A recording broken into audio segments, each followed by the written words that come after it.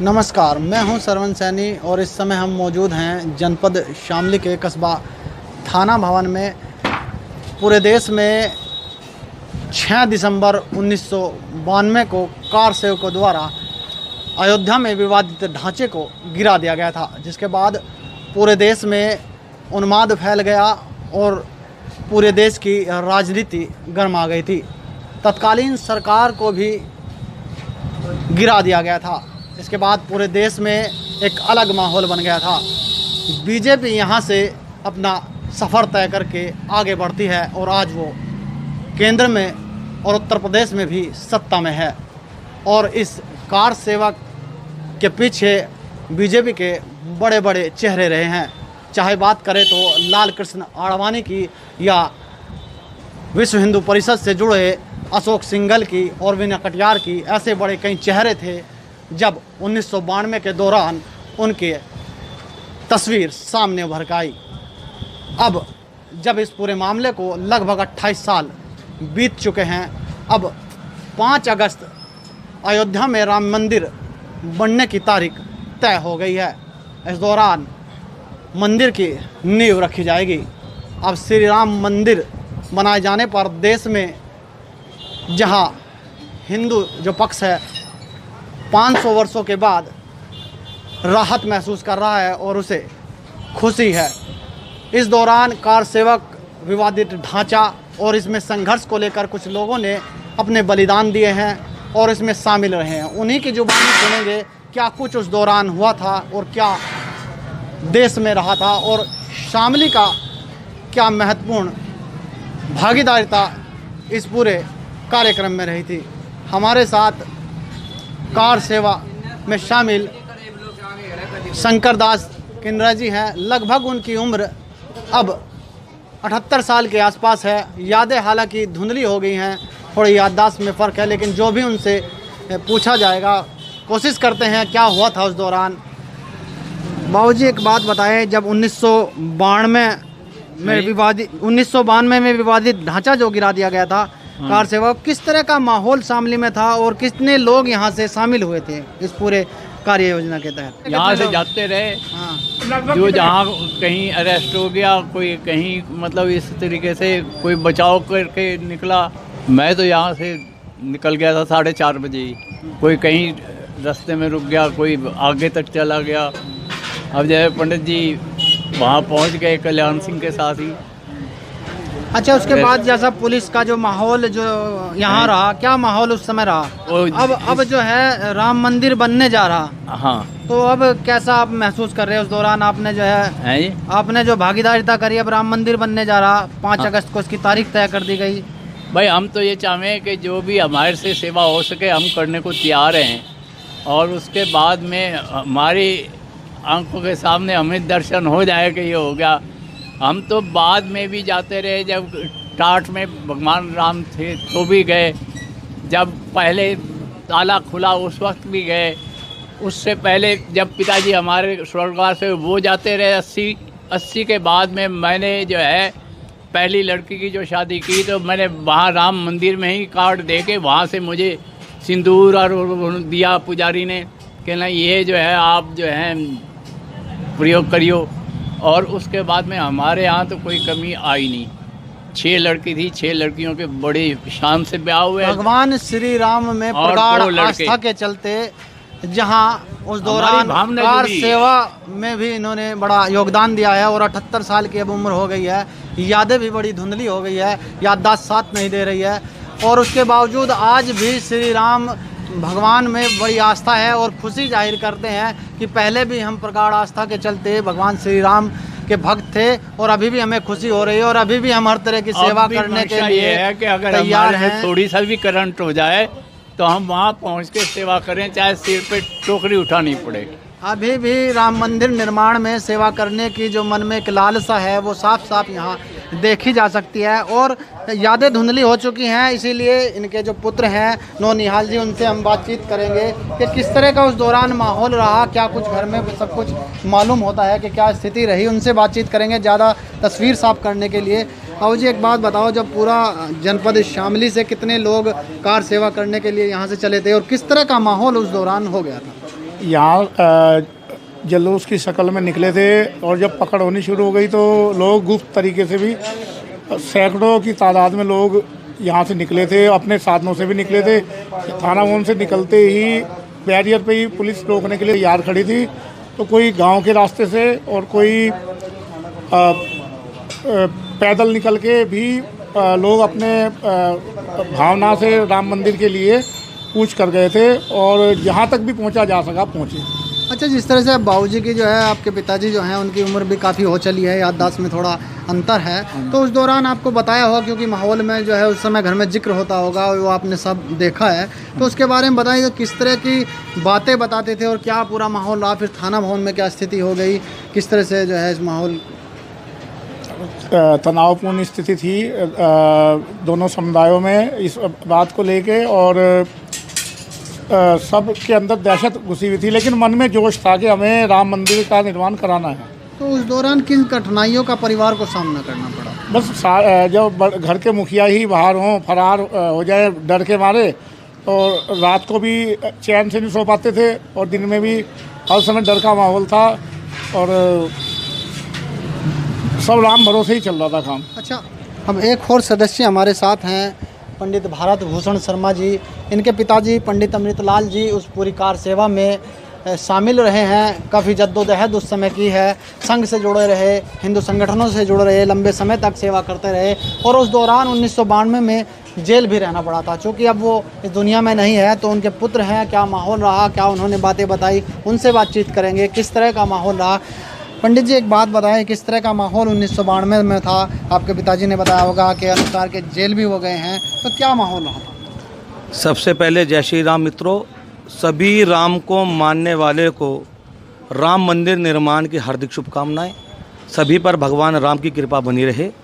और आपका जो प्रश्न था कि उस वक्त क्या माहौल रहा, 6 दिसंबर 1992 को जब अयोध्या के अंदर विवादित ढांचा जो गिराया गया था, उसमें मेरे पिताजी विश्व हिंदू परिषद की तरफ से जो जिला मंत्री थे, जिला मंत्री के तहत यहाँ पर एक योजना के तहत काम हुआ।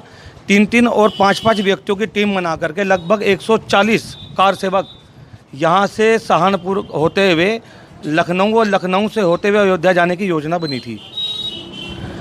और किसी व्यक्ति के द्वारा मुखबिरी होने से मेरे पिताजी के साथ 3 व्यक्ति सहारनपुर रेलवे स्टेशन पर गिरफ्तार हो गए और वहाँ से गिरफ्तारी करके उनको मेरठ जेल में शिफ्ट किया गया। लगभग 14 दिन वो जेल के अंदर रहे। ये 14 दिन हमारे परिवार के ऊपर बहुत ही डराने वाले दिन थे। हर वक्त एक भय का माहौल था कि कहीं दूसरा समुदाय घर पर आक्रमण ना कर दे या पुलिस आकर के घर में कोई तोड़ फोड़ ना कर दे, गिरफ्तारी ना हो जाए। और घर की आर्थिक स्थिति भी ज़्यादा सुदृढ़ ना होने के कारण वो 14 दिन जो हमारे ऊपर बीते थे बहुत ही भयानक बीते थे। मगर भगवान की कृपा जहाँ पर थी, आज सारा समाज, हिंदू समाज के लिए हर्ष का विषय है कि हम कोर्ट के माध्यम से जो 500 सालों का संघर्ष था हिंदू समाज के द्वारा, वो आज सफलता प्राप्त कर गया है। और श्रीमान प्रधानमंत्री मोदी जी के द्वारा 5 अगस्त को राम मंदिर निर्माण की जो शिला रखी जा रही है, ये सभी राम भक्तों के लिए एक बहुत बड़ी विजयी है। अच्छा, जिस तरह से पूरे माहौल देश में उस समय बना था और आज उसका बिल्कुल उलट है, क्योंकि उस समय विवादित ढांचा गिराया गया था और पहली बार जो हिंदू मुस्लिम में तनाव जो है उत्पन्न हो गया था इस पूरे मामले को लेकर।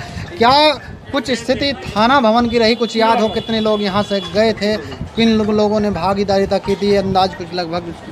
लगभग 140 व्यक्ति 3-3 और 5-5 ग्रुप के उसमें गए थे, जिसमें ठाकुर तेजपाल सिंह, ठाकुर महिपाल सिंह राणा, नरेंद्र सैनी जी, शिव कुमार जी, राकेश काम्बो जी, शंकर दयाल जी और रतनलाल सोनी जी, और ऐसे बहुत से व्यक्ति जिनका मैं नाम भी नहीं जानता।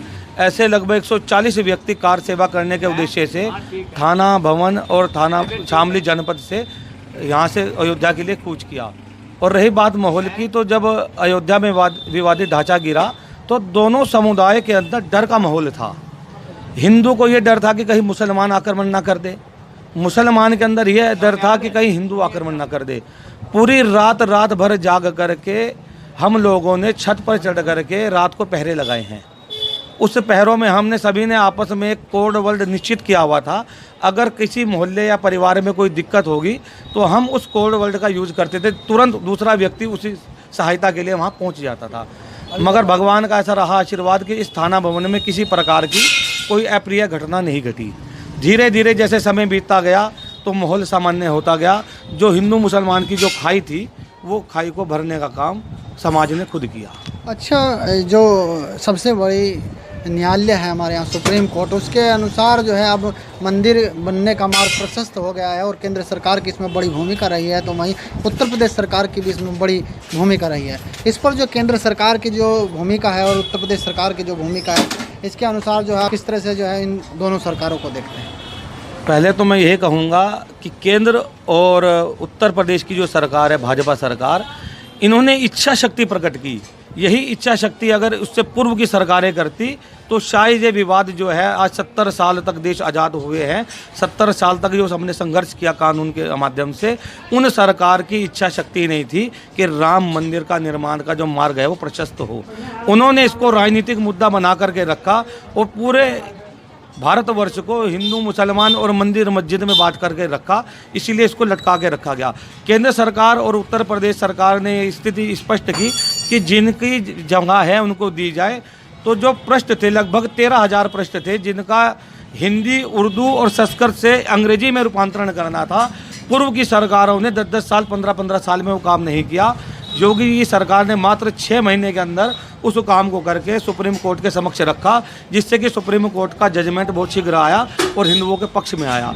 ये सरकार की इच्छा शक्ति थी कि आज मंदिर निर्माण के अंदर इन सरकार की बहुत महत्वपूर्ण भूमिका रही। अच्छा, जिस तरह से उस समय जो है 1992 का मामला रहा और बहुत से सारे लोग जो है श्री राम मंदिर से जुड़े रहे, अयोध्या से जुड़े रहे, तो क्या इस दौरान भी आपको किस तरह की मनसाब है? अब मंदिर बनने जा रहा है, क्या सेवा इस तरफ से करेंगे या जुड़े रहेंगे? पिताजी आपके जुड़े रहे इस पूरे मामले से, यहाँ के और बहुत सारे लोग हैं जिनकी आस्था श्री राम में अभी भी मौजूद है और अभी भी चाहते हैं कि वो अयोध्या किसी तरह से चले जाएँ, तो क्या भविष्य की मंशा है? अयोध्या जाने की जहाँ तक बात है तो शायद ही कोई ऐसा प्रत्येक हिंदू होगा जो अयोध्या जाने के बारे में ना सोचे, क्योंकि वैश्विक महामारी कोरोना के अंतर्गत चलते हुए सभी को अपने घर पे रहने का ही आदेश सरकार के द्वारा प्राप्त हुआ है। तो प्रत्येक व्यक्ति को अपने घर में कम से कम 5 दिए देसी घी के जलाने चाहिए। और जैसे हम दीपावली का पर्व मनाते आए हैं, मेरी समस्त हिंदू समाज से यही प्रार्थना है कि एक दीपावली ऐसी और होनी चाहिए मंदिर निर्माण के दिन कि प्रत्येक घर में लाइटिंग हो, घी के दिए जलें, मिठाई का वितरण हो और एक खुशी और त्यौहार के रूप में 5 अगस्त को इतिहास के अंदर अमर हो जाए। ऐसा मेरा हिंदू समाज से निवेदन है। यहाँ पूरे देश में एक तरह की रूमर चल रही है, चूँकि 5 तारीख में ही जो है 370 धारा को जो है बीजेपी ने हटा दिया था और कश्मीर वाला जो मुद्दा था विवादित उसे भी सोल्व कर दिया था और अब 5 अगस्त को मंदिर निर्माण का मार्ग प्रशस्त हो रहा है। तो ये कहीं ना कहीं सोशल मीडिया में इसकी चर्चा है कि इस तारीख को जो है केंद्र सरकार जानबूझकर इसी तारीख को निर्माण की तिथि तय की है, जिससे इस तारीख को वह देश में दीपावली के रूप में या किसी तारीख भव्य दिनांक के रूप में मना सके, त्यौहार के रूप में मना सके। जहाँ तक सनातन धर्मी होने के नाते आपने प्रश्न किया है, ये एकमात्र संयोग है। हम अगर मकान की नींव भी रखते हैं तो वो भी हम पंडित जी से पूछ के उचित मुहूर्त में रखते हैं और ये भगवान श्री राम मंदिर के भव्य निर्माण का है। तो संयोगवश ये भी 5 ही तारीख को आ गया। ऐसा नहीं है कि 5 तारीख को हम इतिहास में अमर करना चाहते थे केंद्र सरकार की, ऐसी कोई इच्छा शक्ति नहीं थी। जब 5 अगस्त पहले हुआ, 370 धारा खत्म हुई और आज ये 5 अगस्त का जो पूर्ण रूप से शुद्ध मुहूर्त है, उस मुहूर्त का एक संयोग ही है मात्र कि दोनों जो काम हुए हैं वो 5 अगस्त को हुए हैं। बहुत बहुत धन्यवाद। बहुत सारी जानकारी इस पूरे बड़े लंबे संघर्ष को लेकर यहाँ मिली है। हालांकि जो लोग कार सेवक के रूप में इस पूरे प्रकरण में शामिल रहे, इस विवादित ढांचे को गिराने में जिन लोगों ने अपने बलिदान लिए और इस राम मंदिर के मार्ग को प्रशस्त करने में जिन लोगों ने अपना बलिदान दिया और अपना बहुत कुछ निछावर किया और बहुत कुछ इस देश ने खोया है, और आज वही राम मंदिर बनने को तैयार है। 5 अगस्त को राम मंदिर की नींव रखी जाएगी, जिससे भारत देश में खुशी की लहर है। और सर्वोच्च न्यायालय ने भी यह फैसला सुना दिया था, उस दौरान ही हिंदुओं में बड़ी खुशी जाहिर की थी और इसके बाद अब केंद्र सरकार और उत्तर प्रदेश सरकार मिलकर इस काम को लगातार आगे बढ़ा रही है। ऐसे ही किसी और मुद्दे पर फिर मिलेंगे। कैमरामैन दीपांशु निगरानी के साथ सरवन सैनी की रिपोर्ट।